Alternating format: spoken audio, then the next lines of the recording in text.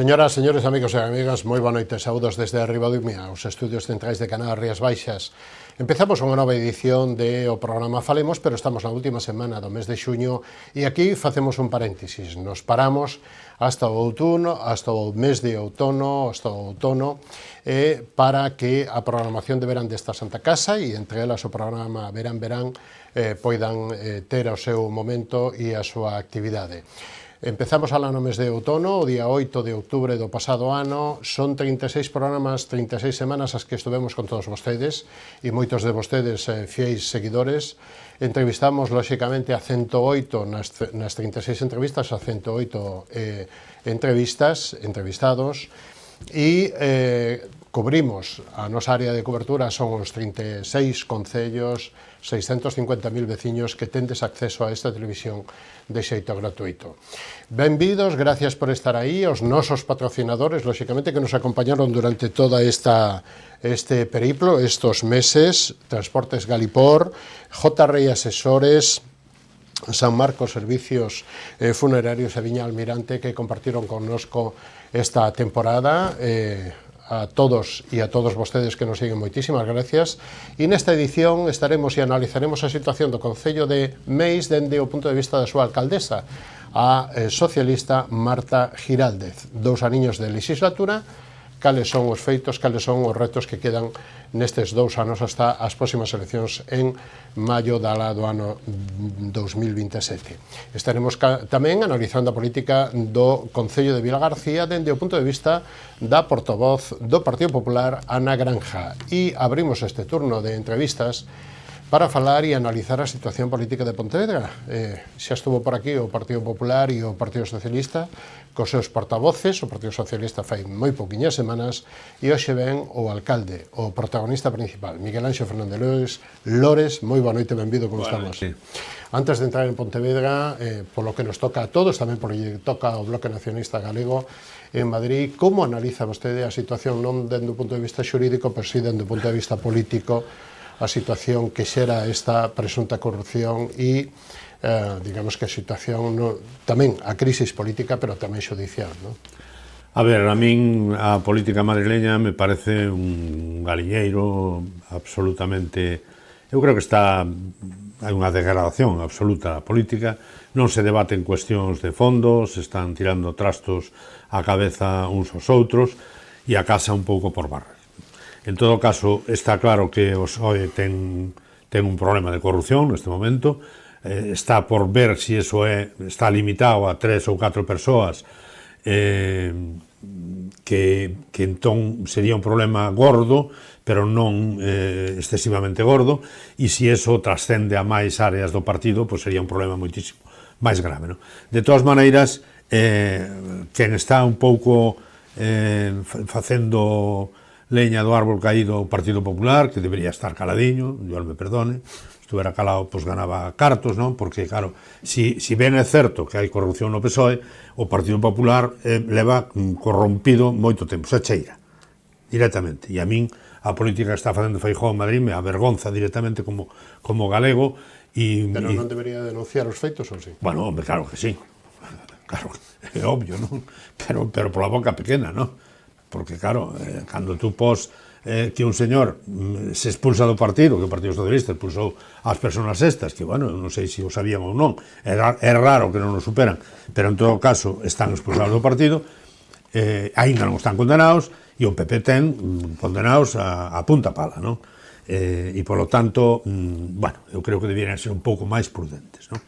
Dito isto, nós, en todo caso, o que temos que defender os intereses deste país, en Madrid, no Senado e no Congreso. Creo que o estamos facendo ben, creo que hai aportacións interesantes, desde a gratuidade, ou polo menos ese 75% de gratuidade na autopista do Atlántico, os plantexamentos que hai de plantear o tema de cercanías para Pontevedra, Vigo e Vilagarcía, ou a outro tipo de actuacións que se están axilizando daquela maneira, non? Nos concellos ou en Pontevedra concretamente, e polo tanto eu creo que a labor do BNG en Madrid é unha labor positiva, interesante, e eu creo que eso nos vai a permitir, bueno, pues que nas próximas eleccións, sexan cando sexan, teñamos unha maior representación, porque trátase de defender os intereses de Galicia en todos os sitios onde estemos, non? Dito isto, pois a verdade é que é absolutamente lamentable a política madrileña. Vamos a Pontevedra, que é o noso forte e o seu motivo. Isto toca hoxe, porque ademais, bueno, son noticias diarias. Pontevedra, estamos na mitad da legislatura. Mandato. Sempre mandato. A sus órdenes. Os alcaldes exercemos mandatos, e as alcaldesas. Legisla a Administración Central e a Autonómica, en xeral en contra dos concellos, pero polo tanto é que cando me falan de legislar, non legislamos nada, facemos algunha ordenanza ben feita e outras menos, pero non legislamos. Corrixo e disculpas, estamos na mitad. Sí. Defina 4 ou 5 cousiñas das máis destacadas e das feitas, ou que están a punto de, e as outras que estarían para estes 2 anos. Bueno, estes 2 anos tuvemos un comezo complicado, con dificultade para os orzamentos, hubo aí unha, digamos, uns pau nas rodas que colocou especialmente o Partido Popular, pero tamén un pouco o Partido Socialista. Afortunadamente o arado veu ao rego e neste momento pues, temos aprobamos os orzamentos do ano pasado, aprobamos os orzamentos deste ano. Acabamos de aprobar unha modificación de crédito de 28 millóns de euros que nos levaría o orzamento a casi 130 millóns, non? E neste sentido eu teño que agradecer o comportamento razonable, serio e construtivo do Partido Socialista, que introduceu modificacións e permiteu que teñamos uns orzamentos que son imprescindibles, bueno, necesarios, ou fan que a administración funcione mellor que sin orzamentos, obviamente, e polo tanto se valora positivamente. E neste momento, bueno, pues temos proxectos en marcha grandes, por empezar pola modificación de crédito, que foi outro día, pues, amortizamos toda a deuda, temos deuda cero, é a primeira vez que o Concello de Pontevedra ten deuda cero desde que entramos, hai 26 anos. Temos unha importante cantidad de remanentes que vamos a utilizar para moitas cousas, temos proxectos grandes en marcha, presentamos proxectos interesantes tamén a fondos europeos do EDIL, e polo tanto, digamos, os datos económicos da cidade son bons, relativamente, estamos no menor nivel de paro, no maior nivel de emprego, con unha actividade económica moi alta, nos generamos máis emprego que a población activa que ten Pontevedra, polo tanto, hai moita xente de fora de Pontevedra que está vindo a traballar a Pontevedra, máis ou menos un 50% dos 51.000 postos de traballo veñen de fora de Pontevedra a traballar en empresas radicadas en Pontevedra, sexa na administración pública ou sexa en empresa privada, no comercio, na hostelería, no campiño, etc. Polo tanto, Pontevedra vai ben, no sentido de que nunca tuvo uns datos macroeconómicos tan importantes. Somos unha referencia en cuestións fundamentales, non? Da calidade de vida da xente, porque os alcaldes temos que garantizar a calidade de vida da xente, dar servicios. Non temos que facer outras cousas, temos que facer o que temos que facer. Dar un bo servicio de abastecemento de agua, de saneamento, un servicio bo de festas, de seguridade ciudadán, seguridade viaria, etc. etc. Pontevedra é unha referencia mundial a nivel de seguridade vial, de accesibilidade, de calidade de vida. Estamos sendo chamados sistemáticamente, hoxe mesmo chegou unha invitación de ONU Habitat para Colombia, para falar de modelos urbanos en Colombia, non sei cando, ainda non o vimos, non? Pero chegou hoxe, non o digo por hoxe. Pero mañán teño unha xornalista tamén, non sei se é en fin, é europea, pero non sei exactamente de que país, para falar deste tipo de cuestións. Acabo de vir de Alemania, acabo de vir de Lisboa, acabo de vir de Madrid, de recibir o premio pola organización de eventos deportivos, e temos toda a cidade chea de xente, maioritariamente, porque temos un mundial de triatlón, a terceiro mundial, cuarto mundial de triatlón, tuvemos antes un de duatlón, logo o multiesport, logo as series mundiales, e agora o multiesport, e po ano que ven outra vez as series mundiales. Non hai ninguna cidade no mundo que fixera 4 eventos internacionales. Estamos a falar de entre 12 e 15.000 personas, casi 4.000 deportistas que van a estar aquí de días, e que van a estar, ademais, non só en Pontevedra, porque non nos caben 15.000 personas en Pontevedra, van a estar en todos os Salnés, non? E en base a ese criterio, que creo que a Diputación anterior entendeu perfectamente, porque isto sobrepasa Pontevedra, vai xente para Salnes, para Sanxenxo, para Pollo, mesmo para Vigo, incluso para Santiago. É unha promoción internacional da cidade das Rías Baixas, e a Diputación anterior entendeu que iso era importante e que debería colaborar, porque non é só o Concello de Pontevedra. Tínhamos un compromiso de medio millón de euros todos os anos que facíamos, e agora cambiou a Diputación e cambiou a cousa, cambiou o conto. Entón pasamos de medio millón... Esta Diputación non entende eso. Eu vou cansarme de explicarlo. Vamos a fazer un estudio económico, además, de todo ese dato, que van a ser moitos millóns de euros a repercusión económica. Solo non a mediática son moitos máis, pero os impactos, digamos, de comunicación e de publicidade. Entendo. Pero a económica é moi grande. Eu espero que o entenda, a ver se para o ano que ven entran, nós estaríamos encantados, non?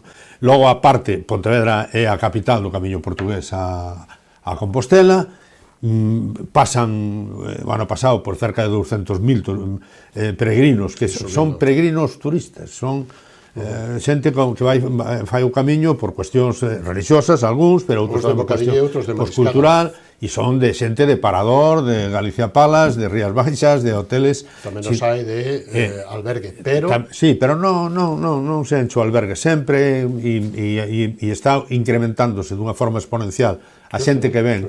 Ademais, e temos a sorte, ademais, de que hai moita xente que fai unha etapa e dorme en Pontevedra, volve a facer outra etapa e dorme en Pontevedra, e volve a facer a mellor outra etapa e dorme en Pontevedra. O sea, que dúas ou tres etapas con base en Pontevedra. E entón, eso é moi importante, porque son moitos turistas, e tamén, porque non, tamén temos a Bienal, habrá que ver cantos xente asiste a Bienal, pero que tamén é importante. E temos, ademais, outra cosa moi importante, que é a Semana do Orgullo en Pontevedra, que estamos moi orgullosos de tela, de apostar pola diversidade e apostar pola igualdade, e, polo tanto, Pontevedra está de bote en bote todos estes días, pero logo continuamos co concerto de Giló, co Binsound, co Verbena Fest. Ademais están a 2 semanas, non? Claro, é que é o día 8, o día 9, 8. Entón, é un non parar, máis ou menos, non? E logo, logo ven o Festival de Jazz, a Peregrina, a Feira Franca, o sea que vai a ser todo un verán de unha programación. Pontevedra sempre pasan cousas. Tú vas a Pontevedra, sempre hai cousas. Sempre hai un gaiteiro tocando, sempre hai unha banda, sempre hai un concerto nunha plaza, e iso é o que a xente valora, non? De feito, o feito de que nós repitamos mundiales de triatlón é porque lle facemos aos triatletas a vida bonita, non? E os presidentes das federacións por unanimidade queren vir aquí porque hai unha programación paralela bestial que non hai en ningún sitio, pero logo tamén hai... E logo hai unha gastronomía estupenda, e logo temos todas as Rías Baixas. E o medio físico, non? Claro, e o medio físico, a cidade na que podes correr pola cidade, cortas o río, o sea que é unha cidade accesible, atractiva, con unha boa restauración, e todo eso axuda. É dicir, que non, o centro de tecnificación deportiva tamén é un reclamo. Tamén, porque aí se fan moitas probas, e polo tanto é así. E logo tuvemos no seu momento referentes, e agora tamén estaremos tendo a selección olímpica, vai a estar en Pontevedra todo o día con Gómez Nolla a cabeza, non? E logo, claro, 5 mundiais. O mundial anterior ganou Gómez Nolla, e o segundo foi Pablo da Pena, e Saleta Castro, e Antonio Serrá, e Susana Rodríguez, que é campeona do mundo de personas con discapacidade visual. O sea, hai moitas circunstancias que fan que Pontevedra, pero hai unha cousa moi importante, máis importante de todo, que é o acollemento que facemos da xente. Pontevedra é unha cidade que te acolle. Eu sempre defino as cidades como as que cando vas a cidade te sintes arroupado, estás a gusto, non te queres marchar. E outras cidades que, bueno, te expulsan, ou te dicen, bueno, eu quero me marchar daqui porque hai moito ruido. Non é demasiado grande. Sí, é unha cidade moi cómoda para vivir, para estar, e logo temos un clima, o clima das Rías Baixas, é un clima excepcional, non? Claro. E trialón que descansan hoxe e mañá? Non, foi todo, descansaron o luns solo. O luns, o sea, hoxe hai actividade, non? Hoxe hai actividade, hai o triatlón cross e o duatlón cross, creo, no Pontillón do Castro, porque fan con bicicleta de montaña. Logo xa volven, hai aquatlón, hai aquabai, e logo o triatlón de larga distancia, que é o domingo, non? Que é a prova máis importante. Falando desto, a pista polideportiva do Concello de... disculpe polas interrupcións, de Monte Porreiro, se amplía, vai ser solo de tenis ou non? A ver, Nós temos en Monteporreiro un clube, que é o Tenis de Mesa Monteporreiro, que neste momento é probablemente o mellor clube de España. Estamos xogando en Superdivisión, onde hai solamente 2 equipos. Temos 2 equipos femeninos en División da Norte, temos 13 equipos.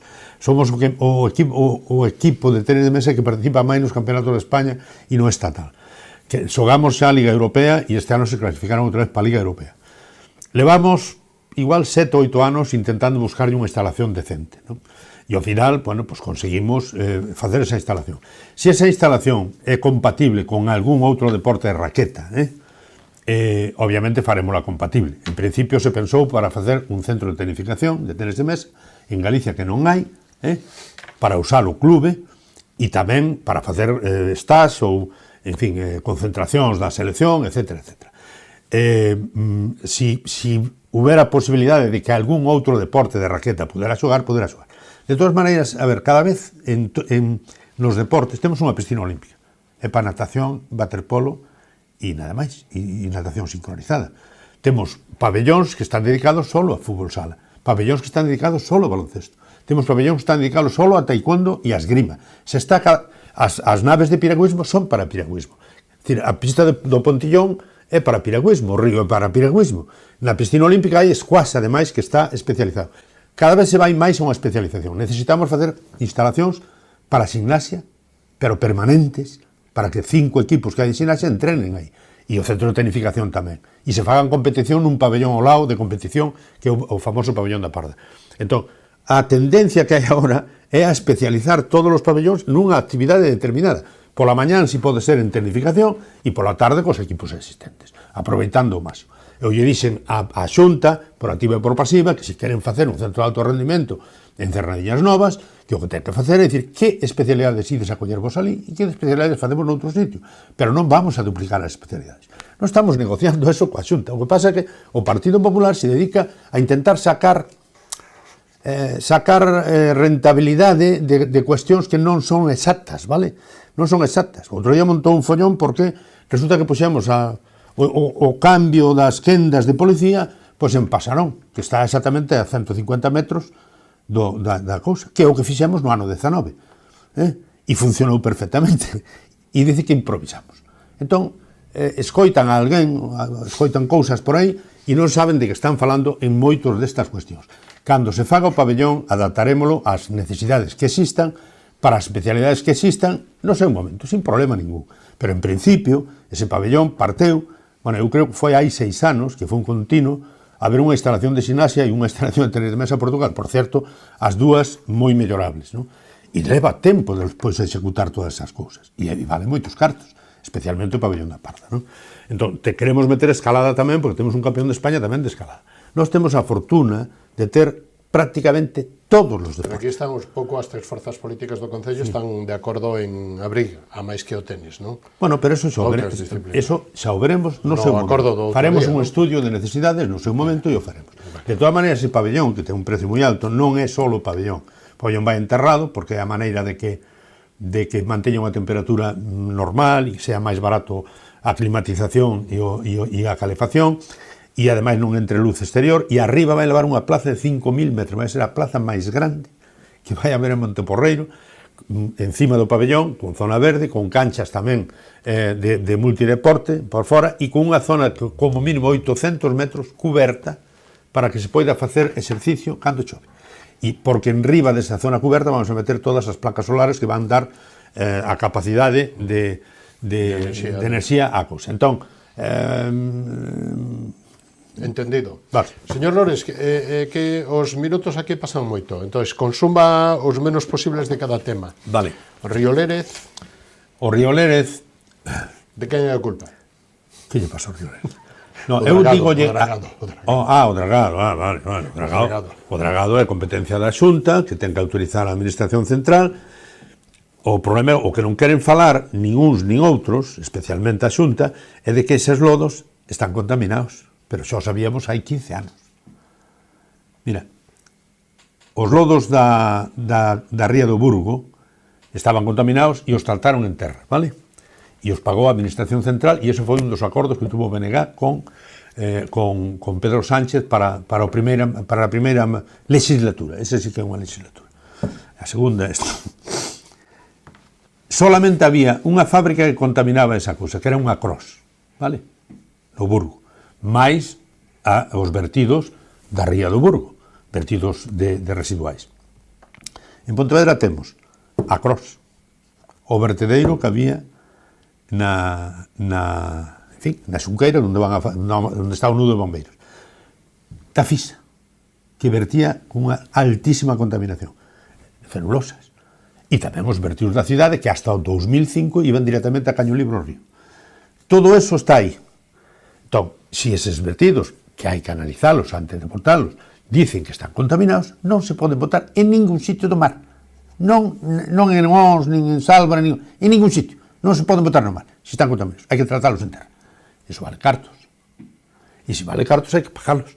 E se a Xunta non nos ten, home, a mí o da Xunta me fai unha gracia porque dicen que lle condonan 4.000 millóns de deuda e o dragado ese vale 30 millóns. Será por cartos. Non queren cobrar os 4.000 millóns, pero resulta que non tienen dinero para o dragado.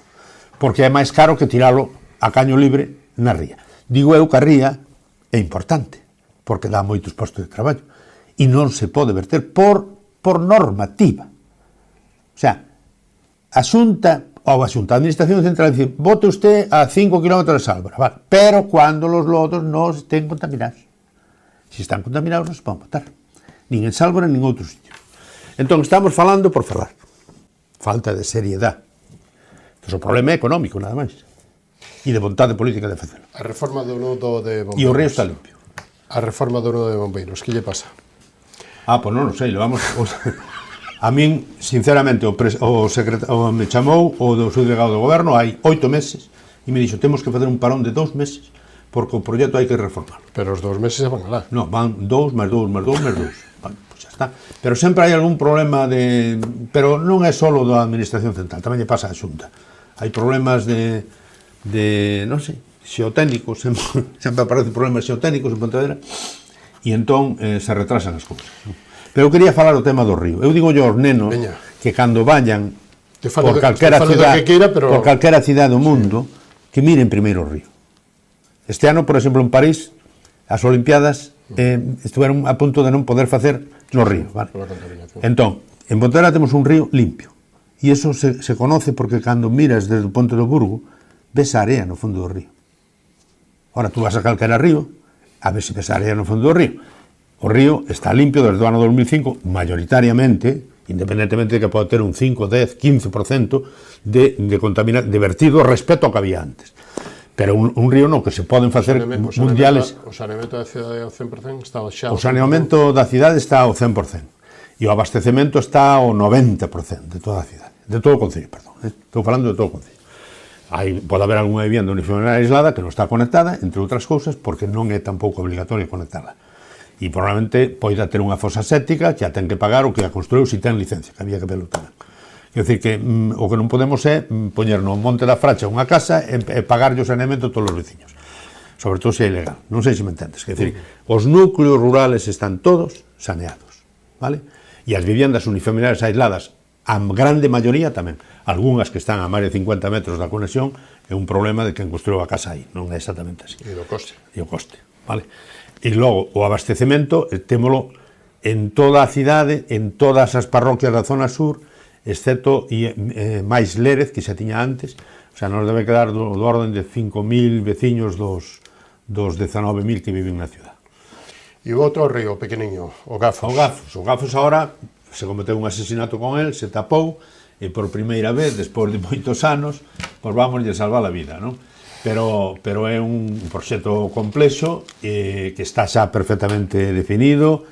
Temos a autorización xa de Aguas de Galicia, autorización medioambiental, vamos a invertir 1,5 millóns de fondos europeos e 2,5 millóns de fondos propios. E vamos a renaturalizar o río e poñelo á vista, non? Logo quedan algunhas outras cousas pendientes, en algunhas pontes que hai que baixarlle o gálibo, bueno, subirlle o gálibo, baixarlle para que desagüe ben. Pero, bueno, vai a ser un antes e un despois. Vai cambiar a fisonomía da cidade. Principalmente Campo Longo. Foi un proxecto complexo e aquí seguro que o Partido Socialista dixo de tal, sí que fixo efectivamente a súa iniciativa, parteu del, pero o traballo estaba sin facer. Incluso que vostedes puxeron paus na roda. Que nos puxemos? Para nada, que non había nada feito. Vale, vale. Non había ni un xeotécnico, tío. E agora resulta que levamos 8 meses para facer un xeotécnico nos bomberos, pero ali non había que facer xeotécnico. Dixo, bueno, gana de lei. Problemas de convivencia na cidade ou problemas Hai de problemas de seguridade? convivencia en todas as cidades. Problemas de convivencia se chaman personas que dormen na rúa, porque non queren dormir tampouco en ningún outro sitio, porque están na rúa ao seu gusto, porque teñen cáncer, porque teñen problemas psiquiátricos, porque teñen problemas de drogadicción, e iso haino absolutamente en todas as cidades. O tema é como resolvemos eso, vale? Conocemos os nomes e apellidos de todos os que están na cidade, pero poden estar a non ser que cometen un delito. E se cometen un delito e que non é reiterativo, pois tamén siguen estando, porque a legislación é a que hai. Entón, nós temos perfectamente controlado todo eso, a policía por un lado, a Policía Nacional por un lado, a Policía Local por outro, perfectamente coordinada, e xeneran molestias, obviamente. Pero iso é un tema complexo de toda a sociedade. Tenemos que plantearnos que facemos con esas personas. Teñen dereito a estar na rúa? Sí. Teñen dereito a estar na rúa se non fan delitos? Sí. Se fan delitos hai que prendelos ou facelos ou ingresalos se teñen algún problema gordo de drogadicción ou de psiquiátrico, etc. Pois sí, pero é así, é así. Entón, o que non vale é sobreactuar en ese tipo de cuestións.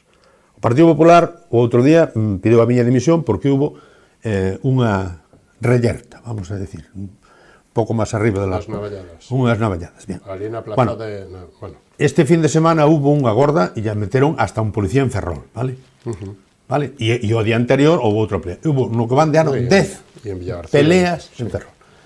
Claro, como gobierno del Partido Popular, aí non piden pleno extraordinario para hablar de la seguridad ciudadana. É hipocresía e demagoxia. A partir de aí, eu estou moi preocupado. O Departamento de Servicios Sociais do Concello de Pontevedra controla absolutamente todo. Necesita máis personal? No, para nada. Pero, oiga, eu creo que son 16 asistentes sociais. 16. Pero son suficientes? Eu creo que sí. Vale. O Hospital Montecelo, porque as queixas, o Hospital Montecelo... As queixas ou as críticas políticas máis ou menos viñen por aí. Pois non. De que Servicios Sociais está un pouco pois temos saturado. máis porcentaxe de asistentes sociais que Vigo, en relación coa población. Entón, o que non podemos estar mirando para unha persona que non quere que lle busques alternativa, ou non quere salir da rúa, ou non quere non sei que, por moito que lle poñas asistente social lá, non lle arreglas absolutamente nada. En Montecelo ten, creo que 2 ou 3 asistentes sociales, en algúns momentos unha por turno, e atende a 300 personas que están ingresadas con problemas, que logo vai dicir, esta señora vai para a lama, pero vive sola, que facemos con ela, asistente social? A outra, e aquí é que non existe ese problema. Entón, se cubre o que hai que cubrir, a Cruz Vermella sale todos os días, que me parece moi ben, explicando que atendió a mucha gente en la calle tamén, Boa Vida tamén, oiga, cando hai protocolo do frío nós deixamos ir para dormir a unha pensión, temos o San Javier que recolle a xente tamén que hai na rúa, e entón, oiga, se queremos riesgo cero, pois nós o único riesgo cero que conseguimos foi nas mortos por accidente de tráfico, porque eso depende de min. Promoción económica non só desde o punto de vista de os eventos deportivos, sino promoción económica, comercio pequeno, centro, casco urbano, parroquias e polígono industrial ou chan. Non sei se entra aí o Pexón tamén ou Preprica. No polígono industrial, neste momento, nós sempre dixemos que nós non tiñamos exclusividade nos polígonos industriais, quer dizer que se hai un polígono industrial no Campiño, se amplia para Reigosa ou se fai en Barromeis, nós quixemos entrar en Barromeis e naquele momento Louzán non quixo que entráramos, que non entraríamos tamén a colaborar. Quedan poucas parcelas en Barromeis, mellor dito en Barro, que veis, non é? Poucas parcelas na Reigosa, poucas parcelas no Campiño, e desde hai 14 anos que está aprobado ampliar o polígono do Campiño hacia Marcón, hacia baixo, de 500.000 metros. Parece ser que están agora, por fin, dixeron que era necesario e están tramitando xestures de polígono industrial. Por lo tanto, hai que fazer máis polígono industrial, hai a posibilidade de fazer en Liborei, que podía ser un porto seco, porque pode pasar o tren, de feito pasa o tren por ali, non ten nada que ver co planeamento eso, esa vontade de que se queira facer. Por lo tanto, promoción económica la que se quiera. Nós non temos centros comerciais, temos Carrefour, que xa estaba antes, nós temos un centro comercial urbano, vale? Entón, non sei como hai outras cidades que lle preguntas, e o comercio local, onde está? Pois nas Cancelas de Santiago, ou en área central non sei onde, ou en este da Coruña Grande, ou de Vigo, Nós apostamos polo comercio local porque temos toda 2 millóns de metros máis ou menos peatonalizados e a xente compra andando, non compra en coche. E a xente mayoritariamente compra andando. Por lo tanto, comercio local, dentro da crisis do comercio local, porque hai unha crisis pola venta online e por todas estas cousas, Pontevedra é, en todo caso, a cidade que aposta polo comercio local. Por lo tanto, hai moitísimo comercio local. Moitísimo, son franquicias ou son comercios, eu chamo de comercio de proximidade, porque non teñen por que ser comercios locales de toda a vida, porque o comercio local de toda a vida ou se reinventa ou acaba desaparecendo. Pero si hai franquicias de todas as tendas e de todos os comercios e de todos os supermercados que están ao pé de rúa, que é onde realmente deben estar, para que cando tú salgas da casa non necesites coller o coche para ir a comprar nada, porque o tes a mano. Vivenda pública, señor Lores. Vivenda pública, a Xunta cambiou. As últimas vivendas que se fixeran en Pontevedra fixos bipartito. No ano 2009, se inauguraron no 2010, xa Feijóo. Desde o ano 2010 ao ano 2025, ni unha. Ahora empezaron a facer, porque tiñan eles vivenda para facer, no propio Valdecorvos, nós cedémoslle parcelas, nós estámoslle tramitando un PIA tamén para ampliar a vivenda, o sea, pero non é competencia municipal. O Concello que ten que facer é poñer a disposición terreno para facelo.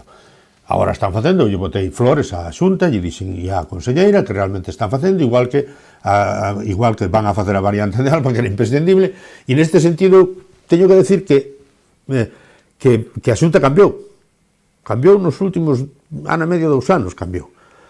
Entón, pasou de non facer a variante de Alba a facer a variante de Alba, pasou de non querer ampliar o Campiño a estar tramitando o polígono Campiño, pasou de non querer facer o hospital hai 6 ou 7 anos ou 10 anos a facer un hospital público e o Concello mollouse e meteu 20 millóns de euros para facilitarlle todos os servicios e a vivenda. E a vivenda. Ahora vai facer vivenda e nos encantados. Nos tramitamos todo o que faga falta. Non foi necesario modificar ningún planeamento para sacar polo menos 2.000 máis cerca de 3.000 vivendas. Por lo tanto, era un problema de vontade política, vale? De facer vivenda ou non facer vivenda. Entón, os políticos e os alcaldes e os presidentes da Xunta teñense que adiantar aos problemas. Entón, se tú te adiantas a que vai a unha previsión de falta de vivenda, pois o mellor non hai esa falta de vivenda. E se tú estás na berza, pois entón logo aparecen os problemas e non teñen solución, polo menos inmediata. Polo menos inmediata. En Pontevedra nos adiantamos hai 25 anos a moitísimas cousas. A contaminación ambiental nas cidades, aos accidentes nas cidades, a mellorar a calidade de vida. Hai 25 anos nos adiantamos. Ahora todo o mundo fala de que hai que reducir a velocidade, cando todo o mundo anda, bueno, ainda hai cidades a 50, a 60, e lo que tú quieras. Nós no ano 2010 aprobamos velocidade 10, velocidade 30 e 20. No 19 aprobamos velocidade 10 na ciudad. Vale? Sí. Entón, adiantámonos a ciudad e somos o primeiro premio europeo de seguridade vial das cidades europeas, porque levamos 14 anos sin un morto no casco urbano. Que iso non hai cidade que poida dar ese datos. Señor Lores, que este mandato acaba. Bueno, este mandato quedañe 2 anos. No, o de Falemos, o da entrevista. Ah, o noso, sí, eu encantado. A mí me gusta falar pouco, non? Me gusta falar moito e, sobre todo, falar ben da miña cidade, que estou enamorado destas trancas. Pero non da miña cidade solo, porque xa a miña cidade gustoume sempre, inda cando estaba mal. Inda cando estaba mal xa me gustaba. E sabía que tiña unhas posibilidades grandes. Pero o que me gusta é a xente da cidade, tío. É unha cidade especial, xente moi educada, colaboradora, participativa. Eu estou enamorado. En 2 anos eleccións. En 2 anos eleccións, ali estaremos. E o candidato... Ali estaremos. Os tres iguales. Non sei. Os outros están dicindo que sí. Eso ainda hai que velo. Pero vostedes sí, non? Vostede quere. Eu sí, si me queren os meus. Home, teño que pasar os trámites. Pero, desde logo, a miña decisión é que sí. Bueno, vale. Foi un placer contar con vostede nesta última edición da temporada. Volvemos no outono e volveremos a contar con vostedes. Pues igualmente. Un placer. Moitos éxitos para Pontevedra que serán vos para todos. Para todos. Para todos. Absolutamente para todos. É que a xente pensa que, oiga, yo voy a... No, a xente, home, pode ser que a Santiago vaya polo tema de Compostela, o Xacobeo, porque andas polo mundo adiante, e aí eu estuve en Francia hai pouco, e era San Jacques, que temos que pensar, que temos que pensar, que vou contar a micrófono. Pero non ven ninguén a Pontevedra, a Vigo, ou a Sanxenxo, ou a Santiago, O sea, cando veñen Non por se máis metan, cousas. non se metan esa horta. No, digo que se ven a Galiza en xeral, por tempo, hai que vendelo. Por tempo. É que se nos vai a entrevista de tempo. Dentro de un instantillo volvemos e estamos de novo con todos vostedes. Recibimos a Ana Granja, portavoz do Partido Popular, así que non o perdan hasta ahora, no Concello de Vilagarcía. Non o perdan.